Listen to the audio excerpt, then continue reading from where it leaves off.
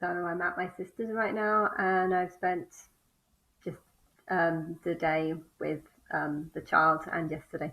And Marco, I want to say, is a really, really good dad. And yeah, you can see he's built a very strong bond with the child, and it's very positive.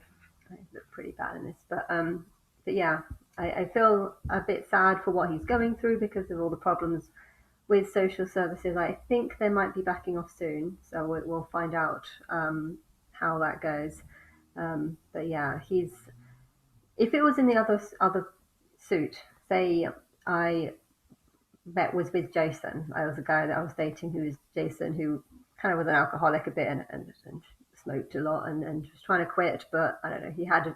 He had some rough patches in his past, and he ended up losing um, not custody, but he wasn't able to see his child, and he's been going through problems. But yeah, say if he had have gotten pregnant or had a child, and then the mum died, and social services would have taken the child off him because of his alcoholic addiction. If that would have happened, and then like a year or two later, I would have met him when I met him, and say I would have had a child, you know, I would understand social services getting involved because of him losing his other one, and I guess I would see maybe a reason for it because of drinking too much or something. He could drink like a lot in a day and stuff. So I would see why social services would be concerned, but I'd feel like if they were to take that problem and try and assume that I have that problem or similar problems just because I'm dating him, I would feel insulted by it. Marco's a really good dad. He's got three other kids. He sees them daily. I've met the other kid, the eight-year old. We went to Butlins, and he was very. He had a lot of respect for people, and when he first met me, he came up and hugged me, which I thought was really. It's never happened before. I've never had a child just hug me for no reason, and you see problems like with kids seeing someone else as being like, oh, the step there's the stepmother and this is the stepmother's sister. Sometimes kids can be a bit rebellious towards stepmothers, so might not necessarily like the stepmother's sister, but I didn't feel that way. I felt like he had a really good bond with his father, and I felt he was raised properly, and I was getting good vibes, and so yeah, and then to think that he's now kind of being in a way insulted by social services because not only are they visiting a lot. I mean, I think that they're going to start calming it down now, but they've visited a lot. Not only is that, my sister has a solicitor, he has a solicitor. The baby's sort of carer, they put a sort of a person over this child, she has a solicitor too. And then there's also two courts involved, one where Leo's at in West Sussex and one's in Sussex. So you've got two counties involved. Both these counties have solicitors working on this. And then you've got the extra team, the extra people, the people they bring to sort of coordinate it. And okay, Sophie had a lot more people working on the case with Leo, because most of the social services were just seeing her and a pregnant woman who's kind of didn't who was very scatty, dating lots of different people. Donnie was not a help. Donnie was constantly insulting her, constantly making me worried by taking things that are true, telling me about things that are true, but then exaggerating it, making it sound worse than it is. And then you're confused, what's true, what's not true, and making me more worried. And that would make me sort of look and observe her more. And I noticed the more I wanted to know about her, that the more concerned I got, but the more she felt like she was being judged by people. And therefore in one hand, it felt like he was wanting to help and pretending to help and trying to help. But on the other hand, I feel like he was also making the problem worse by, exaggerating her problems and getting people to try and look at all these different things that they hadn't thought about and getting to worry and stuff. And she wasn't in a good place, but she's in a good place now, and it's everything is very, very different. And I feel like how social services are dealing with this new child is a different way because it's on a different category. Before it was on a severe. This is this child cannot look after this mother cannot look after this child, and therefore there was a whole team of people And when I was offering to help, I think they noticed that I wasn't very close to my sister, and they just saw that as an offer. I felt like they saw that as an opportunity. This is not her child. She doesn't know. She doesn't have a strong bond with the sister, so we're just going to get rid of her, and then we can start getting lawyers involved, and we can make money on this, and we can make money on this, and we can, she can see the child twice a week, and then we can make money on that, and then we can have interviews on this day, that day, and I just feel like a part of it was just a big money making scam, because so many, there was like a team of 8 people that were involved in this: solicitors, council workers, monitors for the child, and then you also had the even older child who's with the father, and Sophie was trying to get custody of him, and that wasn't going anywhere. But so you've had quite a lot of people, including a different set of people, because the other child is in London. So you had a different set of people. So because of all this, there was just like this big bubble of worry and concern, and just everything was just the social services were like a bunch of flies or a bunch of seagulls that were all looking at this baby as if this is their baby. And it's very, very frustrating for me, because I had the rights to that child, and they wanted to make money out of him, and that's how I will see it. And I'm furious that this has happened. I can understand them taking the child away in the first. You know, I was thinking that he might be able to be working on a computer with the child here, but now that I'm actually in this environment, I realize that the child makes sounds every like 5 seconds. I'm trying to be on the phone and doing something, and then the child makes some sort of like lots of clucking, and then you have to. It's just such a big distraction. Having a baby that's under, that's 4 weeks now. It's just such a big distraction, because they're constantly, like, sometimes they look like they're about to start bursting out crying, and then you try and go, what's wrong, and then they just stop, and then they smile, and it's like, oh, that was nothing. And so yeah, you can't work when you're looking after a 4-week-old child. You can't do it at all. I was thinking maybe Sophie could just sit and look after the child, but then you might have to watch Sophie. But I don't think Sophie's actually the concern now. Sophie's not the concern now. I feel like um, Sophie's trying to be like Marco, and she's doing quite a good job of it. She seems so much more mature. She seems so much more focused. When the head was not in the right direction, she would always try and make sure that the child looked comfortable, and she wasn't doing that last year.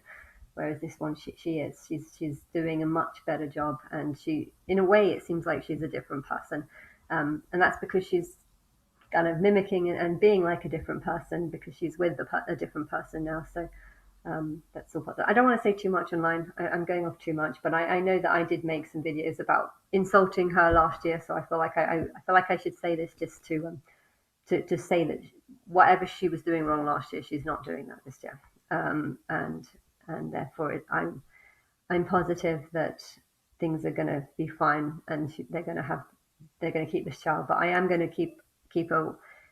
He has been saying that they are having constant meetings, constant texts, and it's an insult for him. I feel bad. He wants to make a complaint about this. If it was the other way around, I would feel bad that if I had a child with Jason, and Jason had lost a child because of not having a partner and not being able to do it by himself, if the social services would almost treat me as if I was the same as him, just because I'm dating him. I can see a similarity between my sister and him. This new guy, even though I feel like the similarity is mostly that she's now changed herself and become more like him, which is good, because it's much better than her trying to shape herself around Johnny. But yeah, I feel it's unfair for social services to take advantage of the fact that one parent is bad and one parent is good, and then try and assume that perhaps both parents are bad just because they're dating this bad parent. And Sophie's she's not a bad parent. I'm not seeing the same faults that she was making before. Let's just say that. I'm not saying if she's a good or bad parent or not. I'm just saying that the things she wasn't doing before, she is doing now. So, and I think she's doing this because she's seeing Marco, and it's nice also to come to the house and not feel like the first question I need to ask would be, when did you change the nappy? When did you do this? When did you do this? You know, I feel confident, I'm very confident that Marco knows when the nappy changes are doing, and he's doing it at the right times. And, you know, he knows like 5 minutes before the baby's going to start crying, when the baby's going to start crying, so prepares, you know, prepares the milk for it, and then you can see, yes, this is the right time. And so he's good with timing, and he's doing very well considering everything. And I think social services can be an extra bother. You know, you're staying up all night, you're doing all the feeds, you're doing, it's very stressful having something that's constantly getting your attention. You know, you could want to do something else, and then you just like, oh, you keep getting distracted every 5 seconds with a child that's, you know, it's hard to work whilst having a child. And I found that he, even though I was here as a monitor and watching Sophie and looking after myself, I felt he was actually working at the same time. And was, how are you not getting distracted by this? So he was very good at multitasking. I think he was very good at multitasking and stopping and doing what he needed to help out as well. But yeah, it's I if the social services bother him for much longer, I feel like it's just going to be an example of social services taking advantage of, you know, one bad parent and trying to make money by, you know, saying that this other bad parent or this other good parent is just the same because they're dating. And it's really not the case in this situation. So I will be interested to see what happens. You know, do they back off, or are they going to cling on like they did with Leo as much as they can? Um, you know, I think he definitely does want Leo, but he knows that there's not really enough space in this flat for Leo, and stuck his. If he does have Leo, they're probably going to have to move, and if they move, they won't have Lucy's support, and they won't. And you know, it sounds like Lucy, you know, really wants to look after the child. You know, they were going to. They left the child whilst Sophie went to go and see the other one, and when they were going to pick the child up, she made a joke about the roads all being closed so that they didn't have to come and pick the child up. And I feel like, you know, I feel like she's happy to have this child. So um, so there's a three team rather than a. But yes, I just thought I would say that because I do feel sorry for him. You know, all the meetings that they arranged, and you know, he had a meeting with a phone call meeting with a solicitor, and then the social services said, no, we want to meet at this time. And he's also scared, like he doesn't want to leave the child alone with me if he goes off to drop his son off at school, because he's worried that social services might just pop in, and if they see me alone with the child, they might just take the child and run and go because they say, well, we haven't given you permission to give the child or have the child looking, have your auntie looking after the child. You know, I feel like there's a high amount of control with these social services. They want to do everything their way, and if you don't stick to their rules, they might take the child away. And he's very, very nervous or very afraid that, you know, that he wouldn't leave the child alone. Not for my sake, but I feel like he wouldn't do it in case the social services break in the door, realize or come into the door, realize that I'm with the child and not them, and then just take the child off me, and there'll be nothing I can do because they're the authority. You know, I feel like they're scary. That the social services can put a huge amount of pressure onto families, and if they're doing everything right, and then you've got the extra pressure of having them just take the child away if they felt it they need to. You know, that this adds extra stress, extra pressure, extra. It's not nice. It's not nice to be to live like this, and it's not helping anyone. You know, I think the reason why this happens is because there's different variety of people. You know, you get some really bad parents, and if social work services see these really bad parents, it might make them not be able to trust or tell the difference between, you know, a very bad parent and an okayish parent and a very good parent. You know, it might all seem like the same. And I think if you don't believe in reincarnation as well, you might not understand why some parents can be extremely bad and what some can be extremely good. You know, if you knew that the ones that have really, you know, the bad ones are usually people that might be living their first life as a human, but not just the first life as a human, but first life as a human, and say they were a monkey that rejected their baby in their past life. You know, sometimes some animals can reject their babies, and if they go from that animal into a human body, then they would be far more tempted to reject their child. Or maybe they've gone through bad personal experiences. Maybe they were raised up in foster care, and Donnie was raised up in foster care, and um, I feel like he doesn't fear foster care because of this, and therefore, if he does something wrong and the child gets taken off him and goes to foster care, I think he would actually think, in a way, he would think, what happened to me, so I don't care if it happens to my kid. And in a way, I feel like he might be tempted to think that way, which is not a good way to think. Um, so yeah, there's I think if in the future, I'm hoping problems like this wouldn't be a problem, because there should be smart ways of working out what type of person a person is. And if you get good vibes from someone, if you can look at a child and just sense that they're going to have a fairly good future, then you shouldn't need to pester them and constantly put this threat of you're doing something wrong when they're probably not. But I think social services, because most people don't believe in reincarnation or something, they just see all humans as the same. Hence, they tend to not trust all humans, because anyone could be a bad parent in their view. Whereas that's not how I see it. If you've had 10 lives, you're not going to be a bad parent, because you've gone through so many lives that you probably have learned not to be a certain way to be a bad parent. And you're intelligent enough to work out when problems are arising and stuff. And so it changes stuff. If you've got a high level understanding, you can have a high level understanding of other people, and you don't have to go through lots of tests. There's two counsels involved. He actually failed the parenting test on Leo, but he's passed passed the parenting test on this child. Both of them have, and both of them failed on the other one. So the courts are now trying to get involved to find out why he failed one and not the other. I mean, technically, it could be circumstances.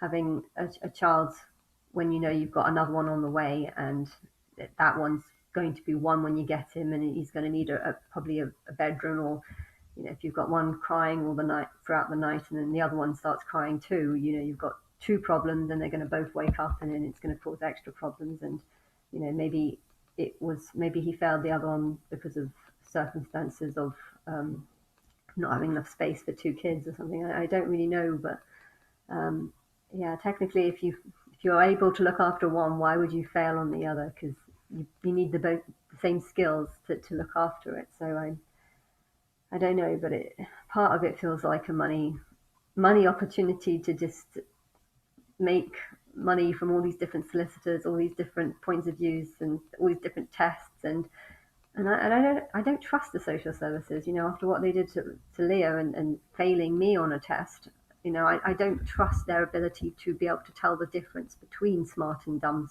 souls. And I feel, because they see bad people, and they don't realize that maybe their history. I feel like they can't identify when someone is a bad parent. They'll struggle, and the stupid questions that they ask on the form is sometimes it's vibrations or feelings, or how someone talks, not what they say, but how they say it. And I feel like the tests and the questions that they ask, a lot of these social workers aren't really getting high paid, and they're not really that intelligent enough to work out. I can tell within five minutes that Marco's a good parent, and therefore I can't understand why social services wouldn't be able to say that same thing. Why are you giving him a 2-3, or not just a 2-3 hour test, but a 2-3 hour test over a long period of time? Why are you doing all of this and getting solicitors involved and getting this involved and doing this involved? And all you need to do is have a 5-minute chat with his 8-year-old son, and you would realize that he's obviously doing a very good job, and there's a good bond and stuff. So you don't need to go into a 20-hour test, that you fail. I need to do another 20-hour test on a new child and pass that one. I mean, it's just like, why have you're getting the same information from different people, coming up with a different result based on the same thing, basically, even though it's a different child. But it's complicated, and I think it's an important issue to touch. But I'm hoping social workers in the future are going to be smarter. Hence, they don't need to go through all this, and they'll be able to recognize the difference between a good parent and a bad parent, and therefore not pester good parents and make their life more difficult by threatening to take their children away from them. I mean, I don't think they're doing it with this one, but he is worried that this is happening because Sophie lost her child, and but yeah. Anyway.